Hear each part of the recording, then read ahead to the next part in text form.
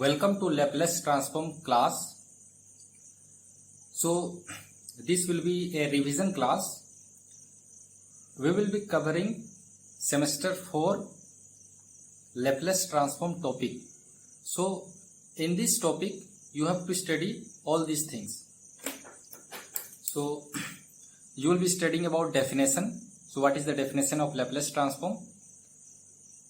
Then you have to study about the properties. So these are the three main properties which you have to study here, like scaling property or scaling theorem, shifting property or shifting theorem, convolution property or convolution theorem. So this type of question can be asked in exam. Define Laplace transform and state few of its properties. So you have to define first and you have to state these properties with the proof. So we will see how to state or define scaling property and how to prove it.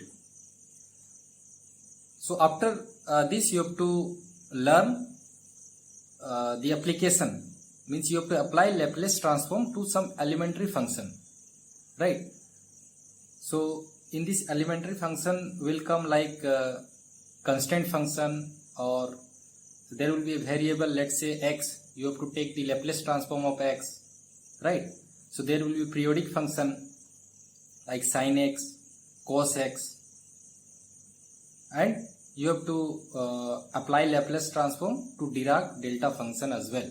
So all these things are there in your Laplace transform topic. So let's continue. So we will start with definition, then we will come to properties, and in next lecture we will apply Laplace transform to these all three functions. So apply Laplace transform to periodic function, to elementary function, and to Dirac delta function. So let's start with the definition of Laplace transform.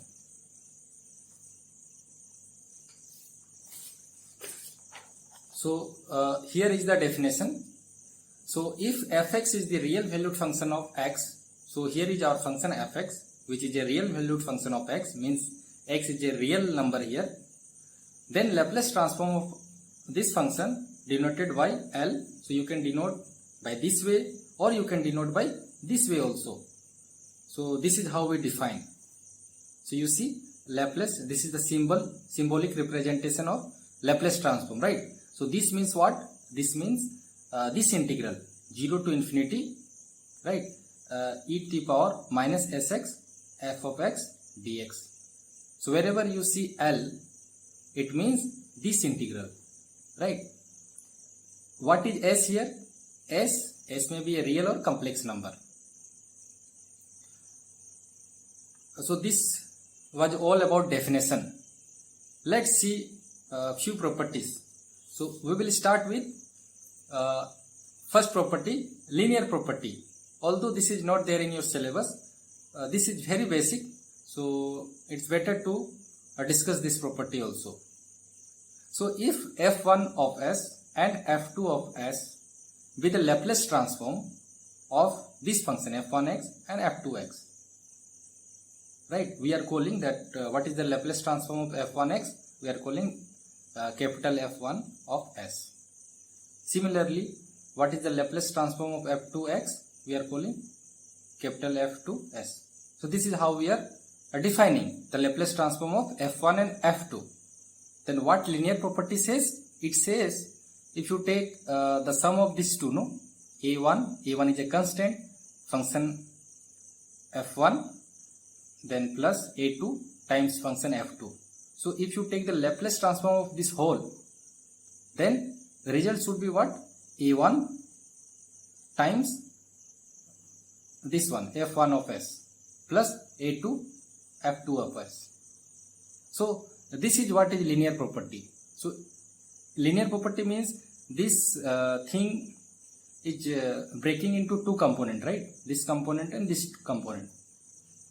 So question may be asked like state linear property of Laplace transform and prove it. So in statement what you will write? You will write these all things. So this will be the statement of linear property. Now how to prove? So let's come to proof what. So we have taken left hand side, right, and we have already seen what this L means. This L means this integral, right? So we have expanded L in integral form. So we have written this. So inside this curly bracket, same thing comes here. Just we have replaced L with integral sign. Now you see, you know the basic properties of integration. This integral will go over this one. It will also go over this one, because integration also satisfies linear property. So first term and then second term. Now you see a1 is a constant, so we can pull it out. So a1 taken out, a2 again we can take it out. Now you see, we have already seen how we have defined, right, Laplace transform. So this one, we can, this whole thing we can represent by f1 of s. So this whole integral by short form we denote by capital F.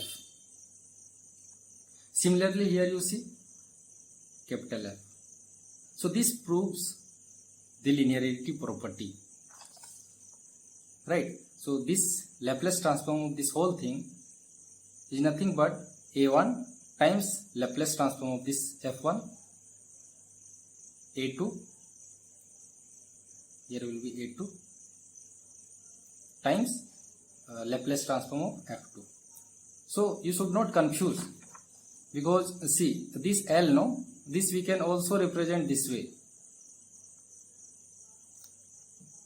So this one or this one, same thing.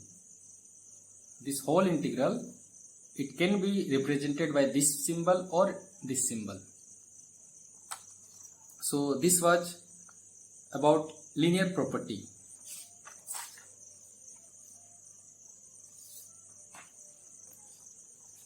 Next property that we have to study is scaling property.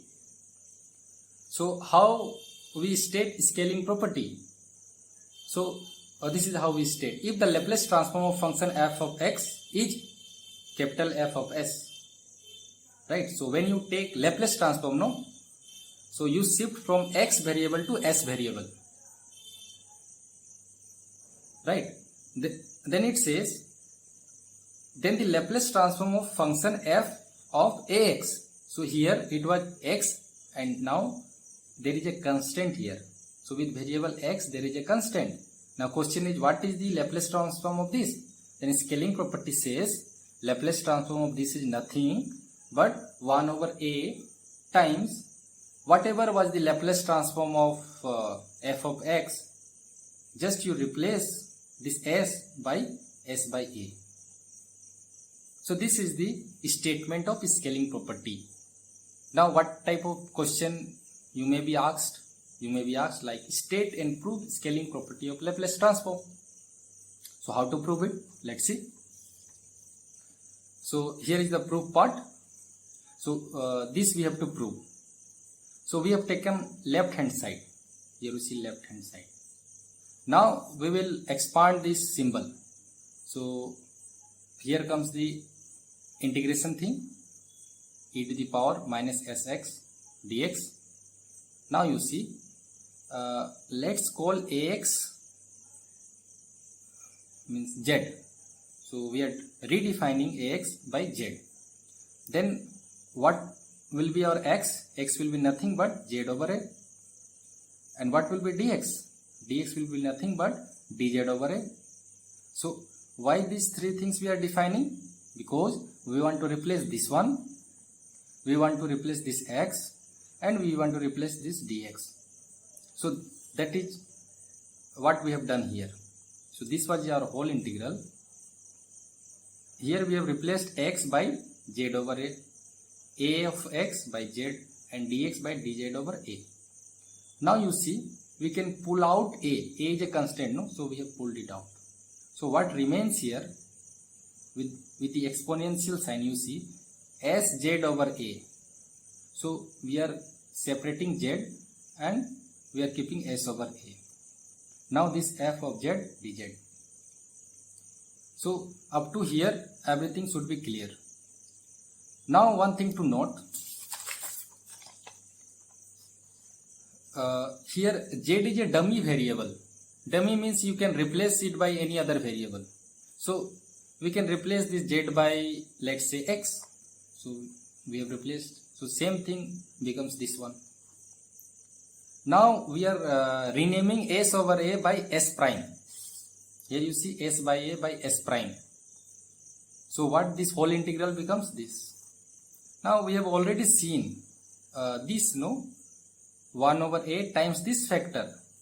We can give symbolic representation. So we have given f, right? So here we have taken s prime. Why? Because here is s prime. If it was s, then we would have taken s. But here it is s prime. So here also s prime. Now we expand s prime. Expand means we replace s prime by this original value, s over a. So this is what we have done, s over a. So this proves the scaling property. So hope up to this everything is clear. What all things are remaining?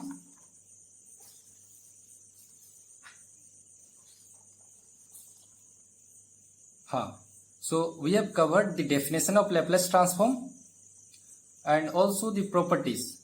In properties we have covered scaling property, and two more properties are remaining, shifting property and convolution property. We will see them in next lecture.